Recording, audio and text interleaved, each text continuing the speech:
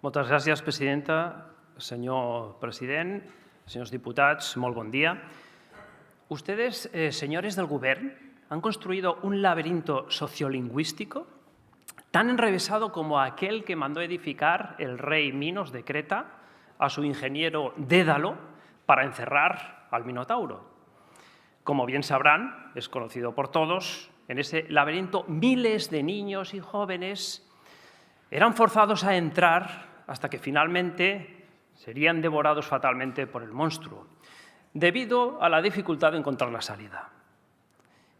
Y mientras tanto, ustedes, señores del Gobierno, se han protegido, se han cubierto las espaldas, encerrándose como Dédalo y su hijo Ícaro, para evitar que si algún espabilado joven, por casualidad, lograra escaparse del laberinto, les echara en cara sus malévolas acciones liberticidas y hiciera peligrar su hegemonía política. Bien, el decreto ley que estamos debatiendo determina que el Departament d'Educació facilitará el asesoramiento necesario a los centros educativos para la elaboración, aprobación o revisión de sus proyectos lingüísticos. Es decir, pone en manos del Departament d'Educació y, en última instancia, el Departamento de Educación, pero también en los centros educativos, el tratamiento de las lenguas, en función de las necesidades educativas y la diversidad cultural y lingüística del alumnado, sin cumplir ni hacer cumplir la obligatoriedad del impartir el 25% de las enseñanzas de las materias en castellano, en asignaturas troncales, ni establecerlo como lengua vehicular en la enseñanza, y ello a pesar del requerimiento claro y conciso establecido por auto de 4 de mayo de 2022 por el Tribunal Superior de Justicia de Cataluña. Además, este decreto se opone a la sentencia 5201/2020 y al auto, como ya he mencionado, de 4 de mayo, con el falaz argumento de proteger a los centros de injerencias judiciales. Bien, yo diría más, es una bellaquería apelar al respeto de la división de poderes, como ha hecho esta mañana el señor presidente aragonés, pero cuando una sentencia no les gusta, como se consideran ciudadanos de primera, que están por encima de la ley, pues no tienen ningún reparo en rechazar el cumplimiento de la sentencia y encima pues, mandar su incumplimiento y su desobediencia. Bien, en definitiva,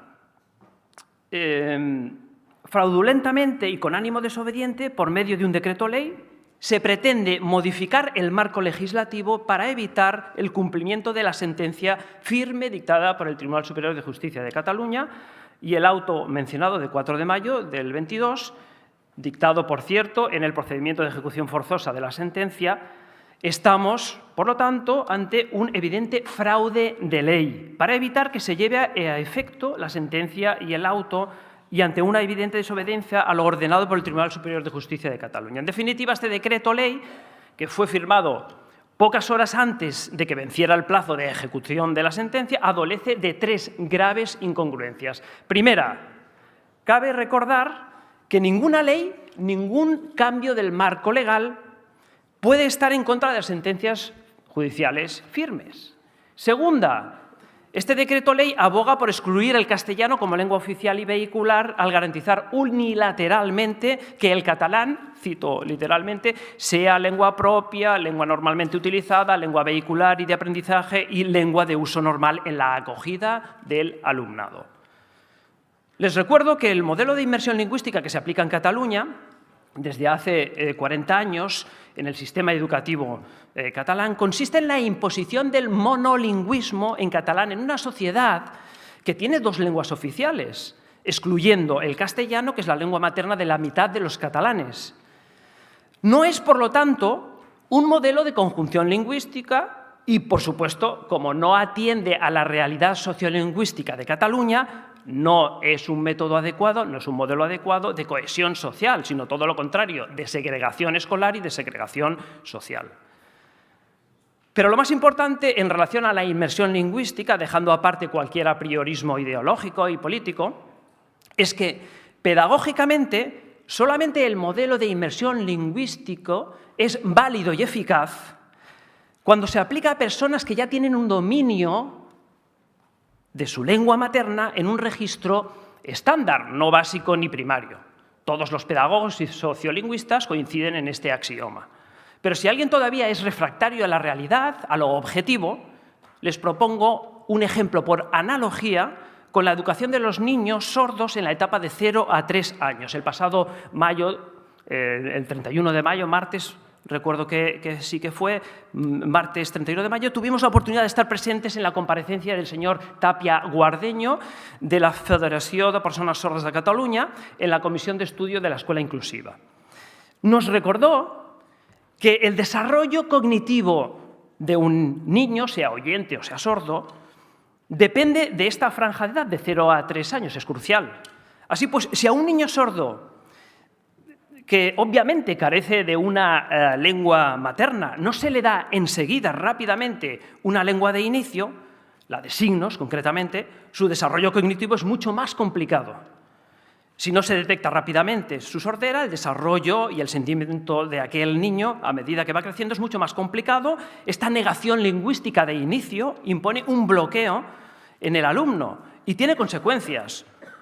Cuando no se cubren estas necesidades lingüísticas, se produce una privación lingüística y a veces, en muchas ocasiones, no se llega a tener un nivel cognitivo suficientemente importante para continuar etapas educativas posteriores.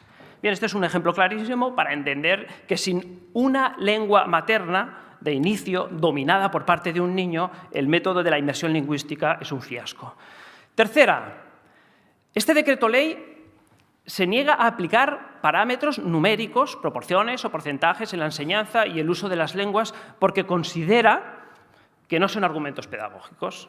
Pues bien, conviene recordar que el hecho educativo sucede en el espacio y en el tiempo, no solamente en las mentes privilegiadas de algunos pedagogos o pseudopedagogos. La relación entre los objetivos educativos y los logros de aprendizaje está mediada por recursos, uno de los cuales es el tiempo de exposición, el tiempo de asimilación, de corrección, de evaluación. Y el tiempo puede medirse pues, en unidades distintas, una de las cuales son los porcentajes o las horas de impartición de las materias. Hombre, este axioma es absolutamente pedagógico.